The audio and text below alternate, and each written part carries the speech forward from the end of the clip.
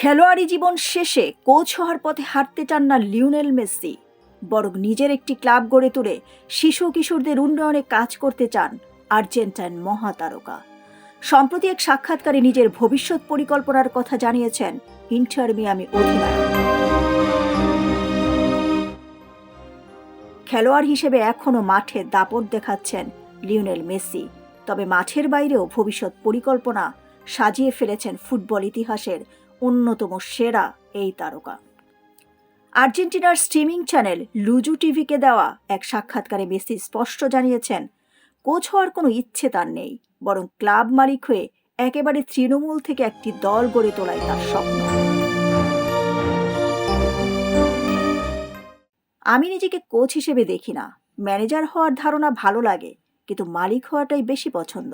আমি চাই একেবারে নিচের স্তর থেকে একটি ক্লাব গড়ে তুলতে, যেখানে শিশু কিশোররা সুযোগ পাবে নিজেদের প্রমাণ করার।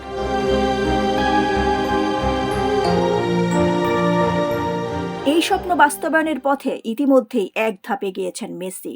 দীর্ঘদিনের সতীর্থ লুইস সুয়ারেজের সঙ্গে যৌথভাবে উরুগুয়ের চতুর্থ বিভাগে চালু করেছেন দেপোর্তিভো এলএসএম নামের একটি ক্লাব।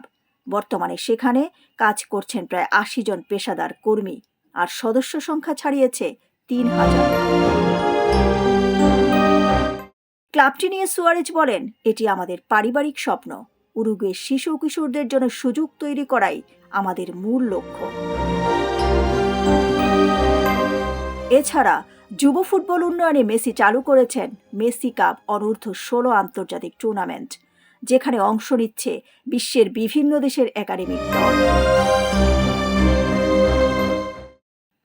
সব মিলিয়ে ভবিষ্যৎ পরিকল্পনা থাকলেও আপাতত খেলোয়াড় হিসেবেই মনোযোগী মেসি।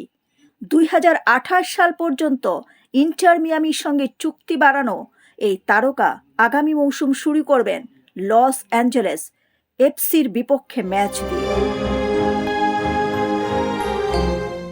মাঠে যেমন কিংবদন্তি, মাঠের বাইরেও তেমনি নতুন প্রজন্ম গড়ার স্বপ্ন দেখছেন লিওনেল মেসি। সময়ই বলে দেবে ক্লাব মালিক হিসেবে কতটা সফল হন এই ফুটবল জাদুকর। ডেস্ক রিপোর্ট, সোনালী নিউজ।